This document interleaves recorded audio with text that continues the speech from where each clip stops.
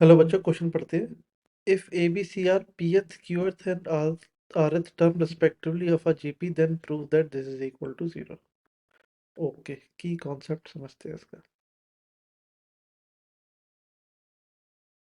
की कॉन्सेप्ट, सबसे पहला की कॉन्सेप्ट है कि अगर हमको टी एन बताना है ऑफ अ जीपी, मतलब nth टर्म बताना है, तो उसको हम ऐसे लिख सकते हैं, first term into common ratio की पावर n-1। सेकंड थिंग, इस डिटर्मिनेंट को सॉल्व करने के लिए हम लोग एलिमेंट्री ऑपरेशन यूज करेंगे। एलिमेंट्री ऑपरेशन इनफैक्ट ऐसे यूज करेंगे in such a way so that we will get as many zeros as possible. जितने ज्यादा से ज्यादा जीरोस आ जाएंगे तो उतना फिर डिटरमिनेंट को एक्सपेंड करना इजी हो जाएगा, है ना। तो pth term is a, qth term is r, qth term is b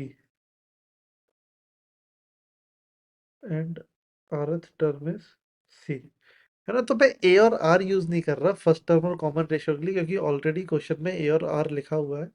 तो एक काम करते हैं, कंफ्यूजन से बचने के लिए अल्फा और बीटा यूज कर लेते हैं for first term and for common ratio, है ना।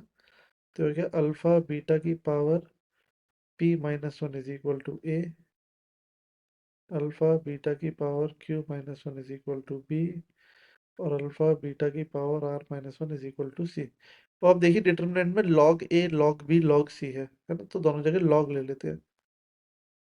लॉग ए आएगा log alpha plus p-1 log beta, है ना।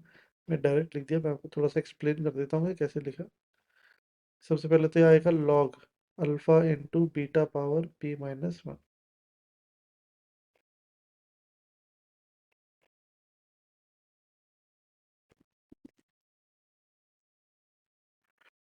राइट। अब लॉग के अंदर जो मल्टीप्लिकेशन में होता है बाहर आके एडिशन में हो जाता है, और जो पावर होती है वो क्या होती है, वो सामने आ जाती है। तो log alpha plus p-1 log beta, this is our log a। तो similarly we can write log b directly, है ना। log a plus q-1 log beta, और ऐसे ही log c को भी लिख सकते हैं log अल्फा, सॉरी ये अल्फा होगा, प्लस r-1 log बीटा, है ना। सारी वैल्यूज आ गई। अब ये डिटरमिनेंट में सारी वैल्यूज पुट कर देते हैं। log alpha plus p-1 log beta, log alpha plus q-1 log beta, and log alpha plus r-1 log beta, P Q R 1 1 1, है ना। ये हमको जीरो के बराबर वैल्यू पुट कर फाइंड करनी है ना। सॉल्व करने का ट्राई करते हैं। सबसे पहले तो मैं ऐसे लिख रहा हूँ, r1 goes to r1 minus r2 and r2 goes to r2 minus r3, है ना। जीरो जीरो बन जाएंगे, तो ऐसे ही r1 माइनस r2 होगा तो ये बन जाएगा p minus Q log beta, p minus Q और जीरो। r2 माइनस r3 होगा तो q minus r log beta, q minus r और जीरो, और ये रह गया log alpha plus r-1 log beta, r और 1, राइट। अब ध्यान से देखो, रो 1,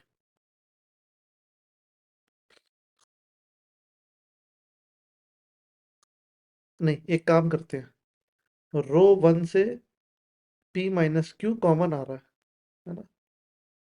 रो 1 से क्या आ रहा है, p माइनस क्यू कॉमन आ रहा है, तो p माइनस क्यू कॉमन ले लेते हैं। p माइनस क्यू यहाँ से भी आ रहा है, यहाँ से भी आ रहा है, यहाँ से भी आ जाएगा। सिमिलरली रो 2 से q माइनस आर और q माइनस आर कॉमन ले लेते हैं। तो बाहर आ जाएगा p minus Q into Q minus R, अंदर बचेगा log बीटा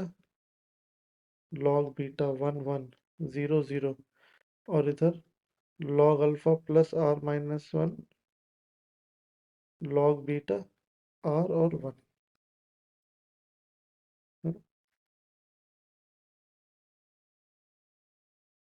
वापस से ऐसा करते हैं, r1 goes to r1 minus r2,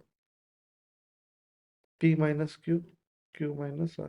जैसे r1 माइनस r2 करेंगे 0 0 0, रो 1 के सारे एलिमेंट 0 आ जाएंगे। अब बाकी एलिमेंट्स लिखने की जरूरत ही नहीं है, क्यों? 0 आ गए। इसको रो 1 से अगर एक्सपेंड करेंगे प्लस माइनस प्लस सब कुछ क्या आ जाएगा? 0 के बराबर ही आ जाएगा, equal to right hand side. ये लेफ्ट साइड से हमने स्टार्ट किया था, हेंस प्रूव्ड। प्रूव कर दिया। क्या ये जो डिटर्मिनेंट है, डिटर्मिनेंट की वैल्यू कितनी आएगी? 0 आएगी, है ना? यही पूछा था ना, यही पूछा था। वैल्यू कितनी आएगी? 0 आएगी।